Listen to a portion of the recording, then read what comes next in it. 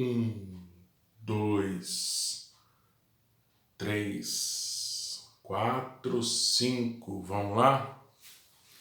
Bom, bem-vindo você, meu aluno do 7º ano, período vespertino do João Evangelista. Vou fazer aqui uma rápida exposição para vocês sobre reforma protestante ou reforma religiosa. Está lá na apostila 2, tá? Primeiro, por que dois nomes? Simples. Alguns historiadores chamam de reforma protestante, porque vocês vão ver aqui, começa com protesto. Ou reforma religiosa, porque pensou-se em mudar a religião, né? Lógico, religião qual, professor? Predominante na Europa, nesse final do século XV e começo do século XVI. Que religião era predominante? Católica.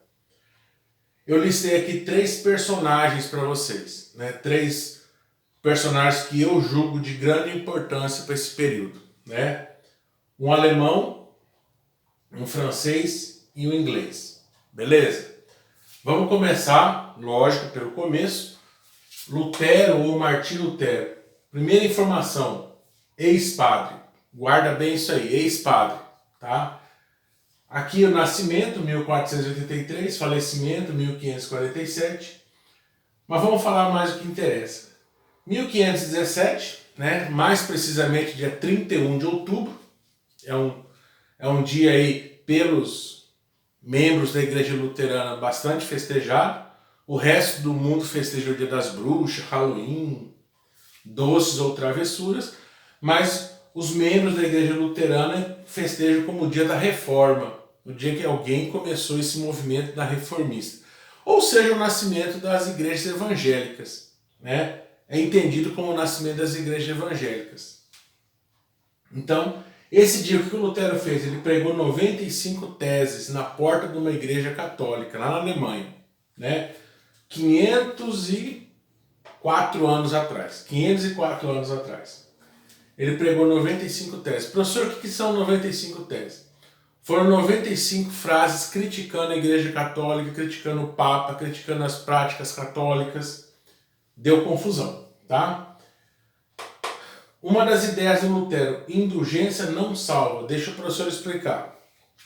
Indulgência era uma prática feita na Igreja Católica durante a Idade Média de se cobrar pela salvação. Isso mesmo, cobrava-se pela salvação. A pessoa comprava a salvação para ela em vida, comprava já para um parente morto, comprava essa salvação. Lutero afirmava que indulgência não salva, tá? Eu vou postar alguns exercícios, alguns textos sobre o que o professor está falando aqui. O Lutero criou um conceito que são as 5 solas. Ou esse solas aqui em latim quer dizer só. 5 só, 5 somente. Somente a fé, somente a Bíblia, somente Jesus, somente a graça e somente glória a Deus. Tá? Escrevi ali meio falho. Deixa eu arrumar, aqui não tem edição não. Glória a Deus. Tá arrumado ali. Somente glória a Deus. O Lutero entendia que esse aqui era o princípio da fé. Aqui pode parecer que não, mas ele faz uma grande rebelião. Ele tira as ideias do Papa, ele tira a pessoa do Papa, ele tira as indulgências, ou seja, foi uma grande uma revolta aí. E o Lutero, para parar de falar sobre ele faz uma coisa interessante do ponto de vista religioso, do ponto de vista político, por que não? Ele traduziu a Bíblia para o alemão, a língua do país dele. Professor, mas o que isso aí tem de importante? Moçada, essa época aqui, os reis estavam bastante descontentes com o Papa. Esquece religião. Pensa na política.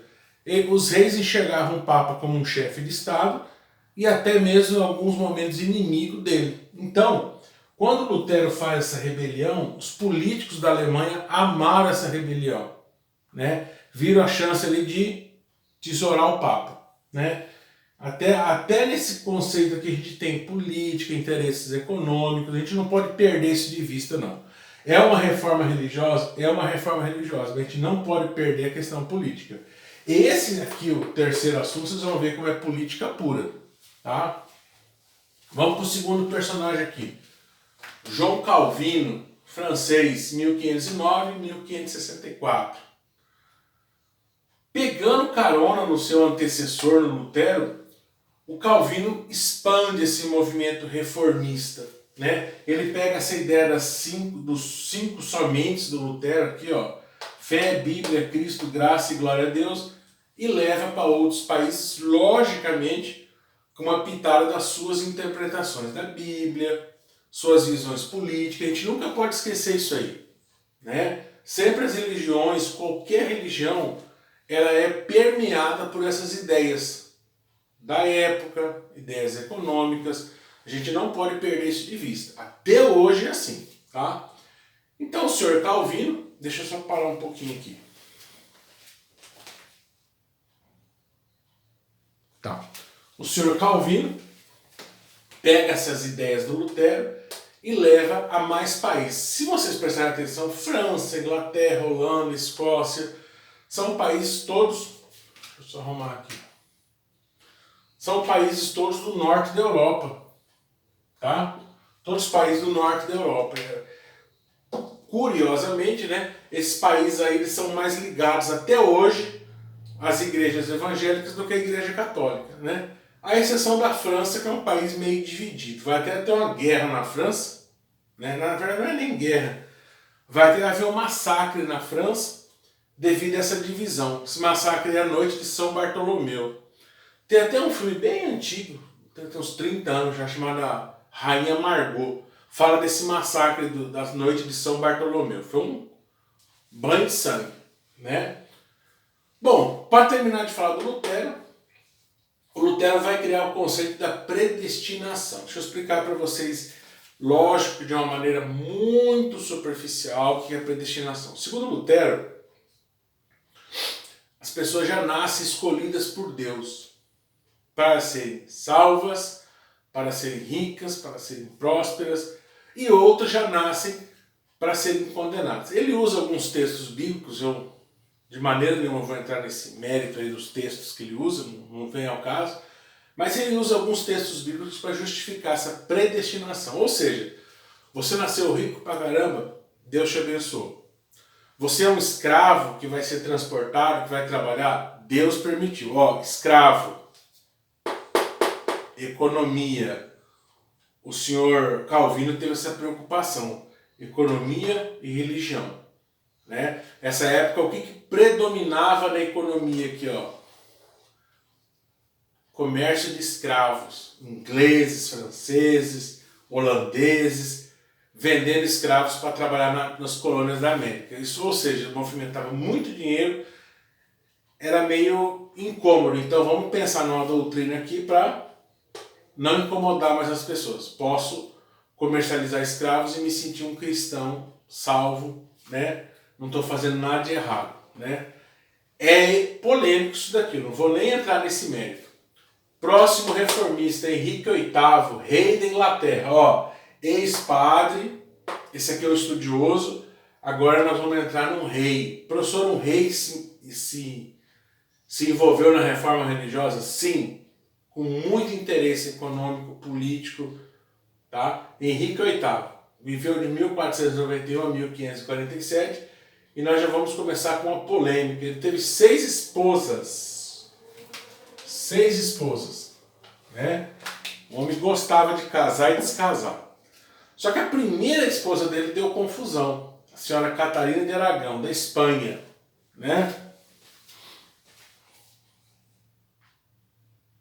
Olha só, Catarina de Aragão, uma espanhola, filha de um príncipe espanhol. Ele queria divorciar-se dela. Ela não deu para ele um filho homem, e ele, por questões políticas, né?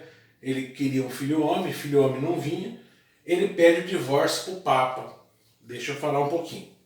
Nós vivemos numa época que os casamentos eram oficializados, os casamentos eram findados ou terminavam mediante a autoridade da igreja. Não havia os cartórios como hoje. Hoje há casamentos em igrejas, mas a validade do casamento e o término do casamento você faz na justiça. Você não faz mais... A igreja não tem mais essa força jurídica, né? Essa época que a força total do casamento estava na igreja. A igreja tinha força para fazer e tinha poder para desfazer um casamento. Ele pede divórcio e o Papa nega o divórcio. Pronto. Era tudo o que ele queria. Por quê? Ele vai romper com o Papa. Olha o pensamento político da coisa, né? Ele rompe com o Papa. Ah, só falar uma curiosidade aqui. Ele não conseguiu ter um filho homem, né? Tanto é que os dois próximos mandatários da Inglaterra são duas filhas dele, a Maria e a Elizabeth I. Não é essa Elizabeth agora que ficou viúva, Elizabeth I. Tá? Então, ele vai criar uma igreja anglicana. Anglicana quer dizer inglesa, né? Ele criou uma igreja da Inglaterra. Gente, essa igreja da Inglaterra tem duas características que a gente não pode desprezar. Primeiro, ele é o chefe da igreja. Ó, botou o Papa de lado, né? Ele não teve, como esses aqui, uma grande mudança doutrinária. Não, o negócio dele era mais política mesmo, né? Tanto é que o ritual anglicano é parecidíssimo com o ritual da Igreja Católica. O interesse dele? Romper com o Papa e, segundo, desapropriar todas as propriedades todas as propriedades da Igreja dentro da Inglaterra. Tudo que era da Igreja Católica dentro da Inglaterra, a Igreja Católica perdeu. Terras, castelos, igrejas, né? Recentemente está acontecendo um fato parecido com esse lá em Angola, né? A Igreja Universal, né, está passando por um problema parecido com esse em Angola. Eu não vou entrar aqui no mérito, certo ou errado, por favor. Mas lembra um pouco, a Igreja Universal teve um problema em Angola, houve um rompimento, né, os chefes da igreja brasileiros foram expulsos de Angola e os templos da igreja continuam lá em Angola e não pertencem mais à Igreja Universal. É uma curiosidade, vamos dizer assim, uma reedição da história? Parece, né? Não vou falar que é idêntico, a situação, o mundo é diferente hoje, mas lembra um pouquinho o que aconteceu na Inglaterra aqui no século XVI com o senhor Henrique VIII. Beleza?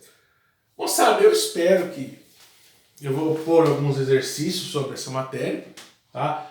Texto e perguntas, como eu sempre tenho feito, e quando vocês assistirem o vídeo, dúvidas, perguntas, manda no WhatsApp pro professor, beleza? Ó, um abraço a todos vocês, cuidem-se, usem máscara, álcool em gel e distanciamento social, tá? Em breve estaremos de volta. Um abração para vocês.